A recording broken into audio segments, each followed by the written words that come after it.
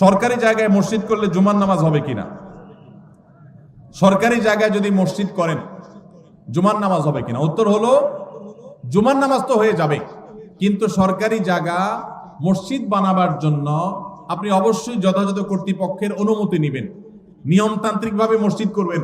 মসজিদ আল্লাহর ঘর, সেটা এই জন্য যেখানে সেখানে করবেন। সরকারি জায়গা পাইলেন আর মসজিদ একটা বানায় দিলেন, আদৌ দরকার আছে কিনা সেটার কোনো বিবেচনা নাই, এটা করা উচিত না। তবে এটা ঠিক, মুসলিম প্রধান দেশে মুসলমানদের নামাজ পড়ার জন্য একটা সরকারি বিরাট বড় এরিয়া আছে, সেখানে অনেক মুসলমান বসবাস করে, সেখানে নামাজ পড়ার জায়গা করে দেওয়া সেখানকার কর্তব্য ব্যক্তিদের কর্তব্য, তাদের কাছে সেটা আদায় করতে হবে।